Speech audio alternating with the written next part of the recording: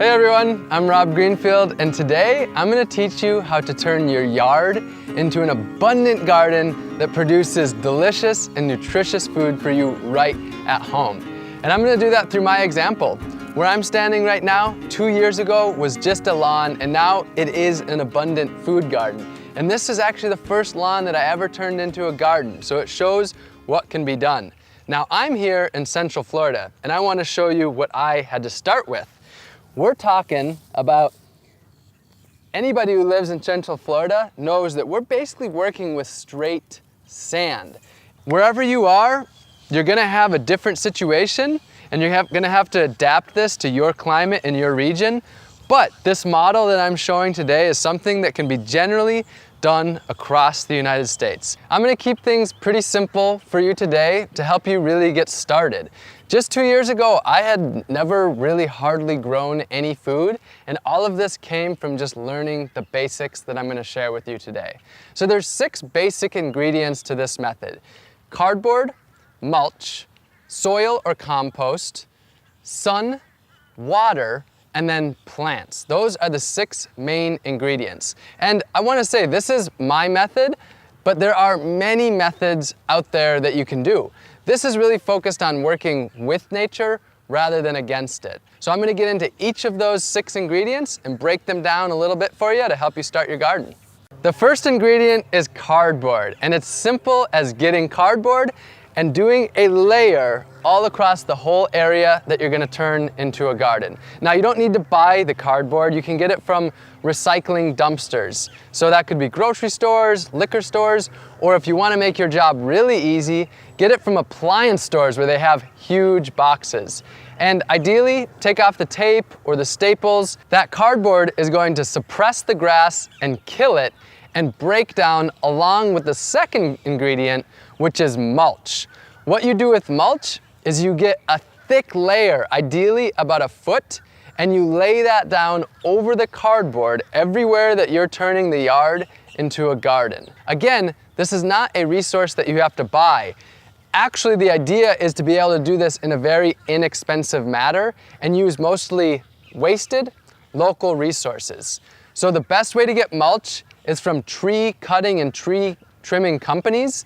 Their waste product is the shredded trees. A lot of the times they take that to the landfill, and instead you can get them to dump it right on your yard and get it for free. So why mulch? Well, let me show you. First of all, this is the method that actually kills your lawn so that you can grow food instead. But mulch does a lot of other things as well.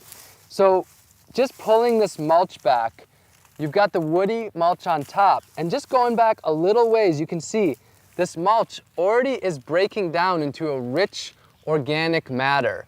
So the mulch does a few things. It holds in moisture. Every time it rains, rather than it running straight off a lawn, it has all this area to soak in. This is nice and moist, even though I'm not irrigating or anything like that, and it's very dry out right now.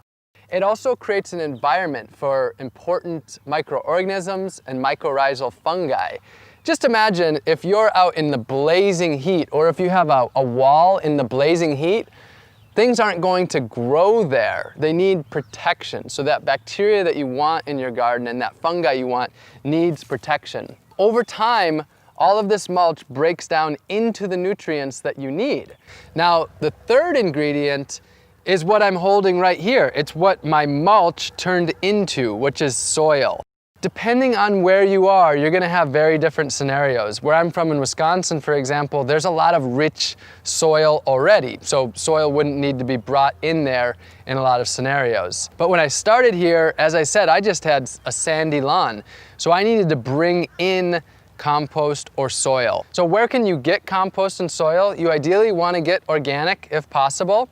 Now, what I did here in Florida is there is a mushroom farm or mushroom factory, basically, not far from here, and their spent material makes great compost. And so I was able to get a lot of that really inexpensively dumped by the truck rather than having to buy bags. You can get it a lot of times from your municipality. The ones that pick up yard waste often will turn that into compost that can be picked up for free by residents. So that may be one of your main expenses to getting the garden going, but it all depends on where you are. Now, talking about something that's not expensive, which is ingredient number 4, and that is the sun. It is the simplest and easiest of all the ingredients probably, but there's still important things to know. Especially for beginner gardeners, I would recommend full sun. Where I am in Central Florida, where it's a really hot sun, that can be 5 to 6 hours. But in more of the temperate areas, you're talking 7 to 8 hours. Ideally, you also get morning sun and less of the afternoon or the evening hotter sun. So this garden's perfect because the sun rises in the east over the garden, and then it's falling behind the house in the afternoon. Now, ingredient number 5 is also something that can be free. You probably have heard of it before, water. Water, of course, is an absolutely essential ingredient. I'm going to show you the 2 systems I have, which are rainwater harvesting and drip irrigation. I would absolutely recommend rainwater harvesting. It's extremely simple. You simply need to collect the water off of the roof, down a downspout like it normally would, and instead of sending it off into the street, have it collect into buckets, barrels, whatever that may be. It's extremely simple, and you can rainwater harvest in every climate, even in the desert, you can rainwater harvest. In fact, that's one of the most important places to do it. Now, drip irrigation can actually be connected to rainwater harvesting units, but it's a little more complicated. Generally, you just have it connected to your hose, your spigot. This is pressured water, whether it's from the city or a well or something of that sort. And drip irrigation, what's great about it is it's super efficient, both in water usage, it uses a lot less water, but it also saves a lot of time. And how it works is you can either have it set up without a timer where you have to come out and just turn it on and off, or if you have a timer, you can set the days and the times that it waters. And the great thing about it is you can even go out of town and your garden is still being watered. So water comes out through this black pipe and over to the drip irrigation line. So I'm going to take you back out to the garden to see where the water actually comes out. So here are the drip lines. And on this one, about every 6 inches, there's a little hole and the water literally just drips right out. And by doing that, it's actually targeted where you want it, not spreading water across the whole area. Some of the big keys to watering well are watering in the morning, ideally before it's even light out, rather than the water evaporating in the heat of the day, and then watering directly rather than overhead. Overhead is the most wasteful way, where you water lawns with sprinklers. That's the most wasteful way to use water. Now, when you're establishing a garden like this, it's generally the first 30 days to 45 days, that's when you need to water the most as you're establishing the plants. But if you set things up well, then you can do this with very little irrigation or even no irrigation. And that really comes down to what you're planting. And that is ingredient number 6, plants. There is an incredible amount that I could go into here, but I'm going to keep it just to the basics of how to turn your yard into a garden. So first of all, how to plant. With this method, the way that you plant the perennials is you simply would pull back that mulch that you laid down. Then you're going to amend that soil that you have there with compost, and you're going to plant into that and keep the mulch away from that plant. Now, if you're doing annuals, you're generally going to have much more compost that you're planting into. But what I really recommend is perennials. Here's one book that I really recommend, Perennial Vegetables by Eric Toensmeyer. I really recommend getting books that are designed for your area. Now, some key tips. One is to plant densely, and then you can thin out later. And that's gonna do a similar thing to the mulch, which is prevent weeds. Now, what about when you do have weeds? What do you actually do with those weeds? Do you ship them off to the city to go to the landfill? No, I'm gonna take you over to my banana circle, my banana spot, and show you what I do with my weeds to keep nutrients on site. What a lot of people do with their weeds is they bag them up and they throw them away. But what I do with all of them is I make a pile. Right here, I do it with bananas. In different climates, you can do this in different manners, but I do it with the bananas. And everything from the garden gets piled up here. And that way, all those nutrients stay in the garden rather than getting rid of them. And what we're doing here by building up this soil and keeping the organic matter on site is that we're actually sequestering carbon. We're taking it out of the air and we're locking it into the ground. So why turn our front yards into gardens? Well, you would maybe be amazed to learn that lawns are actually the most irrigated crop in the United States.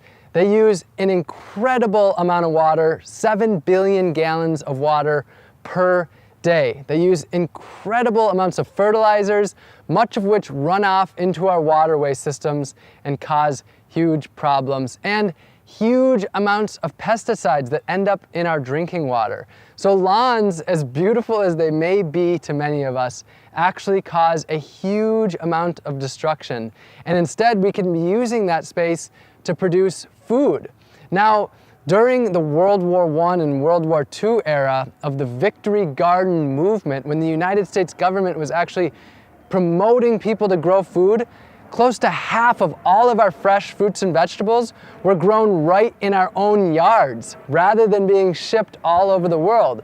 So we've seen what could be done in the past. We know that this can continue to be done, which would reduce our dependence on big ag, on a system that is causing so much destruction to people, to the planet, and to other species. And at the same time, we can improve our communities, have healthy, delicious meals with our family, with our friends, and do it right at home and right in our communities.